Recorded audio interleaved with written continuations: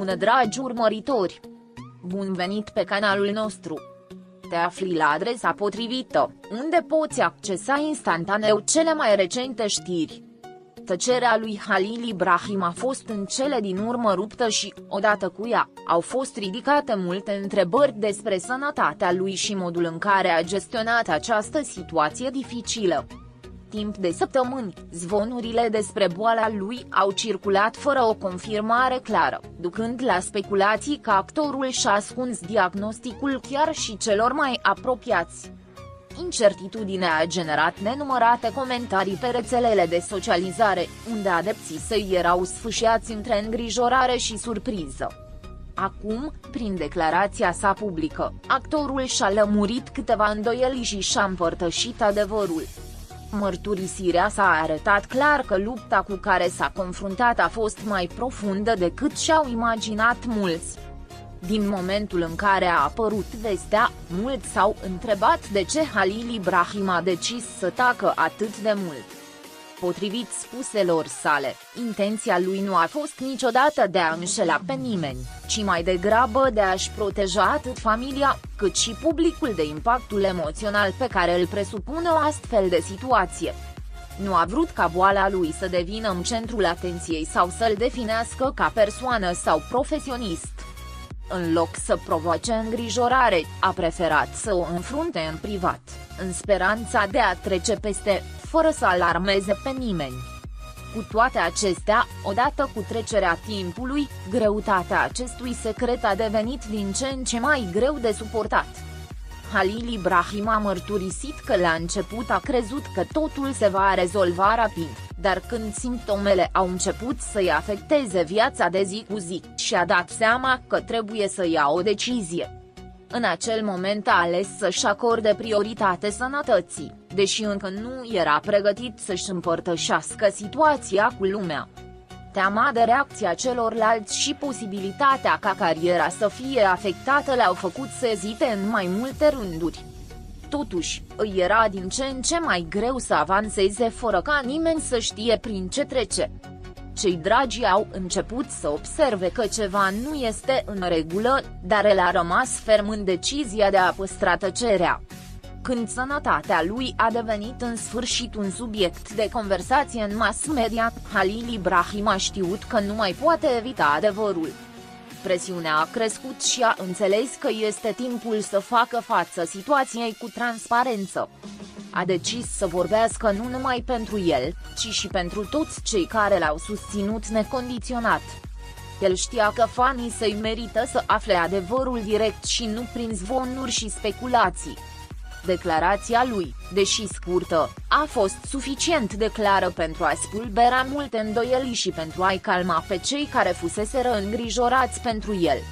Actorul a recunoscut că nu a intenționat niciodată să-și ascundă boala pentru totdeauna, dar avea nevoie de timp pentru a asimila ceea ce trăia.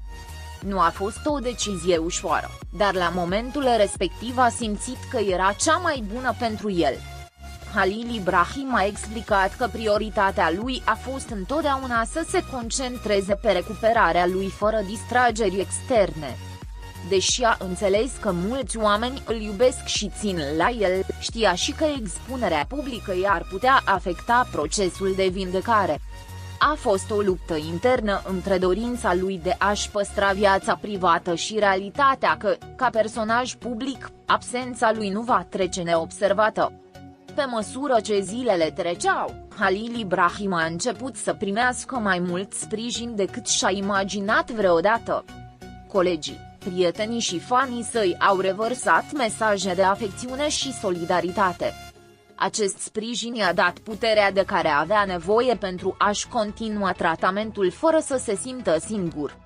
Văzând impactul pozitiv pe care l-a generat mărturia sa, el a înțeles că nu a greșit să-și împărtășească experiența. Povestea ei a devenit un exemplu de reziliență pentru mulți, iar hotărârea ei de a merge mai departe i-a inspirat pe cei care treceau și ei prin momente dificile. Actorul a mai ținut să clarifice că boala lui nu l-a împiedicat niciodată să viseze să revină pe scenă. Deși au fost momente în care corpul lui nu a răspuns așa cum și-a dorit, pasiunea lui pentru actorie a rămas intactă. Fiecare zi care trecea l-a adus mai aproape de recuperare și de a putea reveni la ceea ce iubește. Halil Ibrahim a subliniat că revenirea său depinde de dezvoltarea sa și că nu va lua decizii pripite. Cel mai important lucru pentru el acum este să se vindece complet și să revină mai puternic ca niciodată. De când și-a rupt tăcerea, Halil Ibrahim a observat o schimbare semnificativă a dispoziției sale. Nu mai trebuie să porți greutatea secretului tău, ceea ce ți-a permis să te concentrezi asupra bunăstării tale fără griji suplimentare. Știe că mai este un drum de parcurs, dar se simte mai pregătit să facă față. A învățat să prețuiască fiecare mic avans și să trăiască în prezent fără teamă. Cea mai importantă lecție pe care a învățat-o din această experiență este că nu există nimic mai valoros decât sănătatea și sprijinul celor cărora le pasă cu adevărat la el. În ciuda a tot ceea ce a trăit în ultimele luni, Halil Ibrahim rămâne optimist și cu ochii îndreptați spre viitor. El asigură că această etapă a vieții lui l-a învățat să vadă lucrurile dintr-o perspectivă diferită. A învățat să aibă răbdare cu sine și să nu ia nimic de bun. De asemenea, a înțeles că nu trebuie să-și înfrunte singur luptele și că sunt mulți oameni dispuși să-l însoțească pe drumul său. Acum, mai mult ca niciodată, prețuiește fiecare semn de afecțiune pe care îl primește și le păstrează ca pe o comoară în inima lui. Sprijinul fanilor săi a fost fundamental în acest proces, iar Halil Ibrahim nu încetează să le mulțumească pentru că i-au fost mereu alături.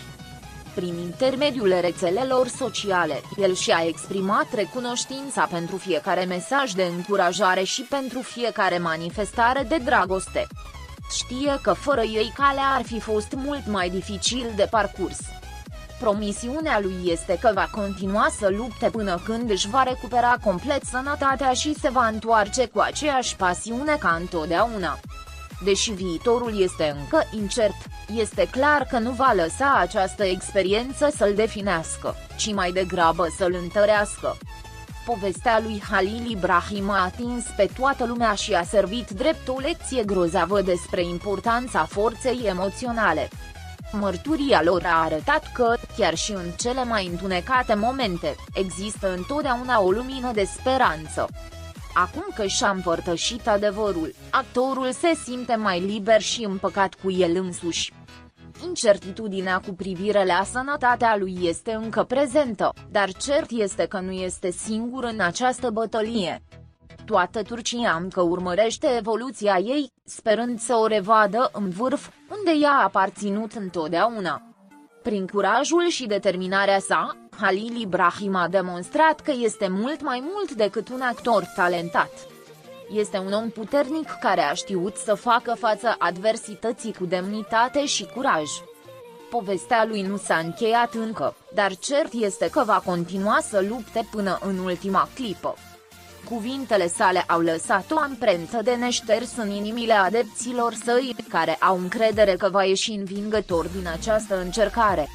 Acum, cu adevărul dezvăluit, nu mai rămâne decât să aștepte întoarcerea lui triumfală. Pascali